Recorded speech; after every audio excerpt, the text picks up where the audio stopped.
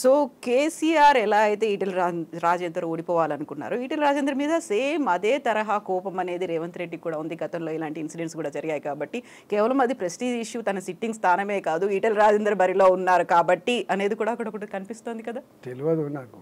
అంటే ఇప్పుడు ప్రజా బలం ఉన్న వాళ్ళని ఇట్లా అడ్డదారిలో తొక్కే ప్రయత్నం చేసిన, తిమ్మిని బమ్మి చేసి ఓడగొట్టే ప్రయత్నం చేసిన చరిత్రలో అది నిలిచేది కాదు.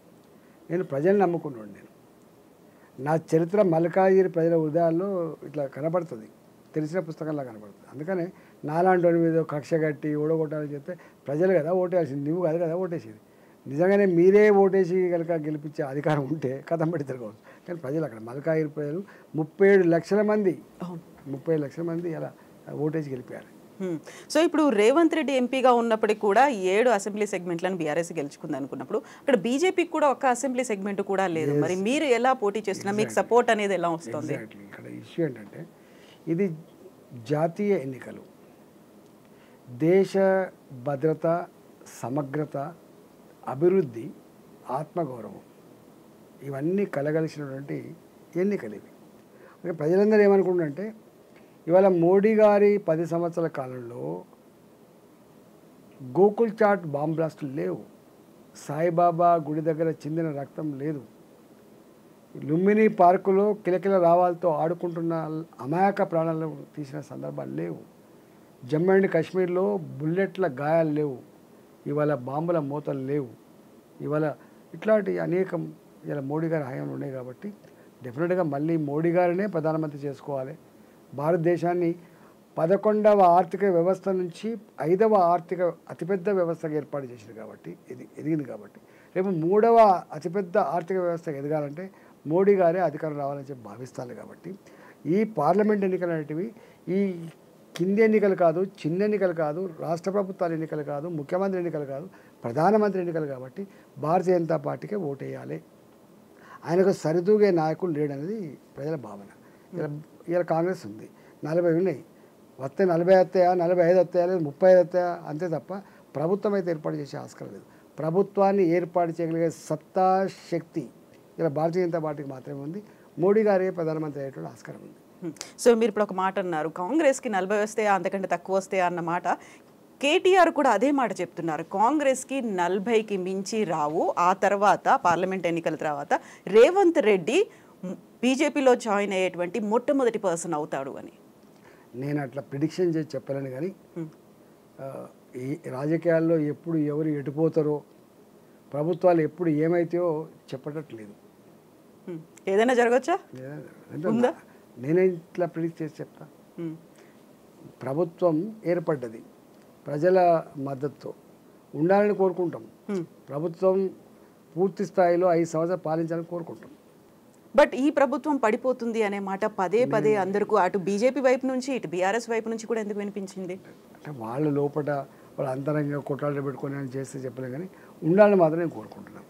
వాళ్ళు మంచిగా వాళ్ళకు మ్యాండేట్ ఇచ్చిండ్రు పాలించమని, వాళ్ళు మంచిగా పాలించాలి, వాళ్ళు ఇచ్చిన హామీలను కూడా అమలు చేయాలి.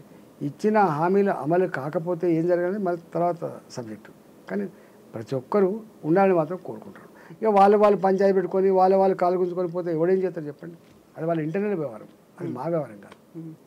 కాకపోతే రేవంత్ రెడ్డి ఈటెల రాజేందర్ కంటే ఎక్కువ బీజేపీతో, ఆర్ఎస్ఎస్తో, ఏబీవీపీతో అనుబంధం అనేది ఎక్కువగా ఉంది. ఈటెల రాజేందర్ అంటే ఈ మధ్య కాలంలో వచ్చిన పర్సన్, అందులో లెఫ్ట్ బ్యాక్గ్రౌండ్ నుంచి వచ్చాడు. కానీ అసోసియేషన్ అనేది రేవంత్ రెడ్డికి ఎక్కువ ఉంది అనేది కావచ్చు, మరి తెలియదు, ఉండొచ్చు. అందుకే బడే బాయ్ అని కూడా పిలిచారు అని మోదీని. అదే బడే బాయ్ అని పిలిచిండు, పెద్ద అన్న అని పిలిచిండు, మోడీ ఏంది గిడేంది అని కూడా మాట్లాడిండు ఆయన. ఈ మోడీ ఏంది గిడి ఏంది అన్న ముఖ్యమంత్రి చాలామంది పోయిండ్రు, కలగలమని కలిసిపోయిండ్రు వింటుండ్రా. మళ్ళీ అదే నోర్లు మోడీ చాలా గొప్పోడని చెప్పిన సందర్భాలు ఉన్నాయి. మరి ఈయన మోడీని పెద్ద అని అన్నాడు, మోడీ ఏంది గిడేంది అని అన్నాడు. రేపు ఏమవుతుందో చూడాలి. మళ్ళీ అయితే ఇప్పుడు మీరు అబ్కీ బార్ 400 పార్ అనే నినాదం మోదీ పదే పదే చెప్తూ వచ్చిండ్రు. మళ్ళీ 3వసారి ప్రధానమంత్రి నరేంద్ర మోదీ కావాలనుకుంటున్నప్పుడు ఒక అతిపెద్ద జాతీయ పార్టీ 2వసారి అయిపోయింది, 3వసారి అధికారం చేపట్టాలని చూస్తున్నప్పుడు రీజనల్ పార్టీస్ని బతకనివ్వలేకపోతోంది అనేటువంటి ఒక అపవాదు కూడా ఉంది, ఆరోపణ చేస్తున్నారు కదా. ఇక్కడ ఇష్యూ రెండండి. మోడీ గారు ఈ నినాదం ఇయలే.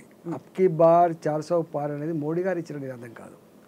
భారతీయ జనతా పార్టీ ఇచ్చిన నినాదం అంతకంటే కూడా కాదు. ఈ నినాదం ప్రజాగర్భ నుంచి పుట్టుకొచ్చింది. ప్రజలే స్వయంగా మోడీ గారు చేసిన 10 సంవత్సరాల సేవకి 400 సీట్లు ఇచ్చి గెలిపిస్తామనేటువంటి నినాదం ప్రజల నుంచి వచ్చింది. అందుకనే మోడీ గారు ఇచ్చిన నినాదం కాదు ఇది.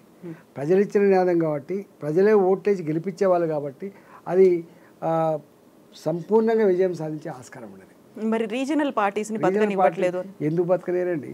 రీజనల్ పార్టీలు ఒకటి గుర్తుపెట్టుకోండి, రీజనల్ పార్టీలు సొంత జాగీర్లలాగా ప్రజల్ని బానిసల్లాగా భావిస్తే తప్పకుండా పరివారిక రాజ్, మోడీ గారి భాష చెప్పండి, పరివారిక రాజ్, తండ్రి కొడుకు మనమడు లేదా బిడ్డ లేదా ఇట్లాంటి పరివారిక రాజ్ నహి చెలేగా అని చెప్పేది భారతీయ జనతా పార్టీ.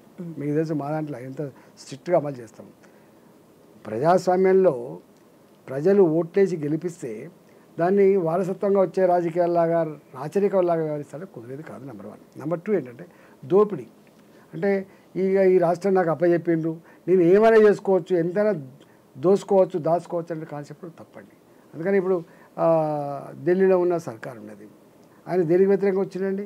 కరప్షన్కి వ్యతిరేకంగా పుట్టిన పార్టీ ఎట్లా కరప్షన్లో కూరుకుపోయిందో మీకు తెలుసు. ఇలా అట్నే టీఆర్ఎస్ పార్టీ నాకు ఎవ్వరు లేరు, నేను తెలంగాణ ప్రజల కోసమే జీవిస్తున్నా అని చెప్పిన కేసీఆర్ గారు, తెలంగాణ వస్తే కాపల కుక్కలాగా ఉంటానన్న కేసీఆర్ గారు, దళితుల్ని తొలి ముఖ్యమంత్రి చేస్తానన్న కేసీఆర్ తానే ముఖ్యమంత్రి అయితే అయిండు. కానీ మాలాంటి వాళ్ళని కూడా దూరం చేసుకొని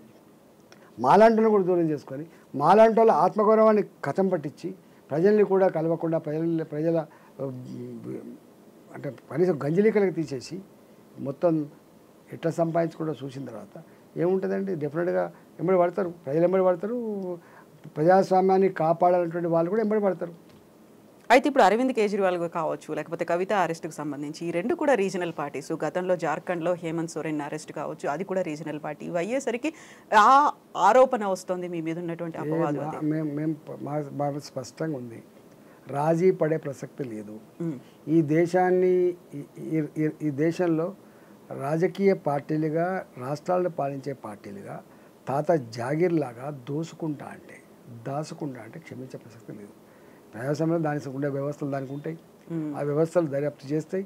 చట్టం అందరికీ సమానమే, వాళ్ళు ముఖ్యమంత్రి అయినా ప్రధానమంత్రి అయినా చట్టం అందరికీ సమానమే. కాబట్టి చట్టం ముందు తప్పకుండా నిలబడాల్సింది తప్పు చేసినోడు.